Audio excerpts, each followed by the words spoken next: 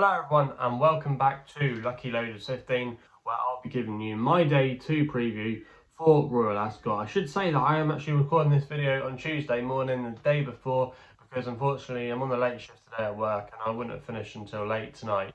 So yeah, I wouldn't have had time to record, so that's why I am doing this video just after 7:45 on Tuesday morning, and all the prices were available at the current time recording. I don't know obviously how our results got on the first day, but hopefully we had a good day. And if you're watching this on Tuesday morning and you haven't seen my day 1 selections, you can go back and watch them in the last video. But enough of me waffling on, let's get into it then.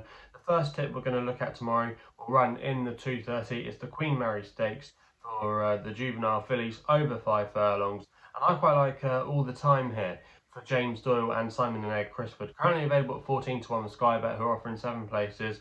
I'm going to recommend a 0.5 each way selection. Now, I was very impressed with this horse when she won on debut at Nottingham a couple of weeks ago.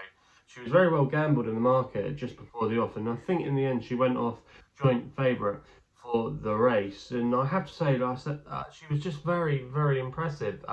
She was very professional. She looked good in the prelims beforehand. She broke away smartly, and in the end, in the last furlong or so, she really did put some distance between her and her rivals. And I thought to myself, that's a horse that I want to be following at Royal Ascot. She's owned by the Royal Ascot Racing Club. I don't know if that particularly means anything, but All the Time, I think there could be a lot more to come from this horse. I think she's a typical juvenile. She might not be a horse for later down the line, but for the here and now, I think she could be. Simon and Egg Crisford always seem to have a good juvenile filly every year, and at 14-1, I thought that was a fair each way price. She's not got a bad draw as well. She's drawn in stall 13, which is towards the middle and high end of the stall, so that shouldn't be a problem. And I think in the Queen Mary, she could get us off to a good start. And even if she was to place, I'd be happy with that. So yes, that's going to be my first tip of the day.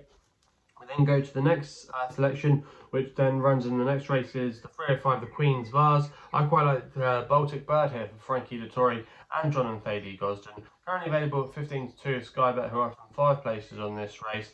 Now, I thought the Godolphin horses at the top of the market, I wanted to be taking them on. I could see the case for Roger Varian's horse as well, Eldor Ardaroff, but I quite like Baltic Bird. I was very impressed with his win last time out at Yarmouth, and what I think was actually not a bad a maiden. Obviously, he is stepping up in company now into a Group 2 contest.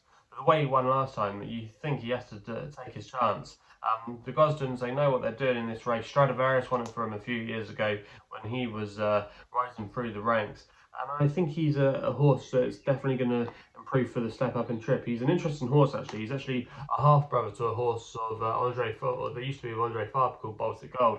Unfortunately, we never really got to see the best of him, but I thought at the time he was going to be a really special horse for Andre Fabre. And at one point, I think I was even looking for prices for the Arc for him. So yeah, there's definitely a bit of class in the pedigree, and I think there could be a bit more to come from Baltic Bird. Frankie Burt, I think they mean business. He is drawn out wide, but over this kind of trip, I don't think that's necessarily the biggest issue.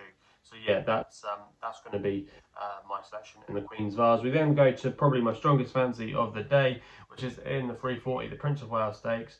The Bay Bridge here for Ryan Moore and Sir Michael Stoute. It's going to be my nap. Currently available at 5-4. Not the most original selection in the world, but I just think I think he could be different gear to some of these. And even though this is a very good lineup, I was just so taken by the way he won the Group 3 Brigadier Gerard Stakes. It was a small field, but it wasn't a bad race. He beat Mr. Daff, who's got a fantastic record at the track.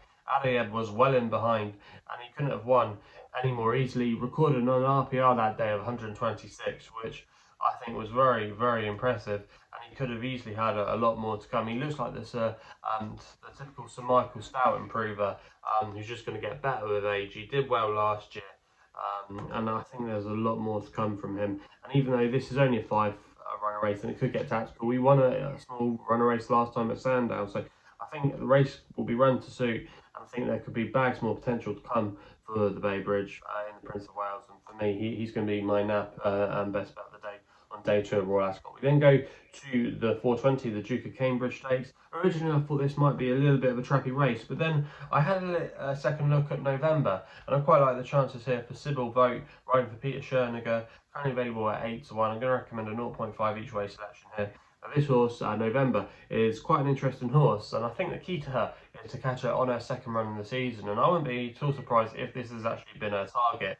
She ran here last year in the Coronation Stakes, and she ran very well for a long way. She only faded late on to finish in 4th place, and the horses that beat her that day were no other than Alcohol Free, Snow Lantern, and Mother Earth. 3 very good fillies, and I know she does have to reoppose Mother Earth here, but I'm not sure if Mother Earth's the same horse that we saw last year. And I'm questioning the form of Aidan O'Brien coming into Royal Ascot. He's not had a winner at the time of recording this, I think, since the Oaks. So, yeah, maybe something just to note. But Novemba here, I think she's an interesting filly. It's going to be her second run of the season. Like I say, every time she's run on her second start, she's won.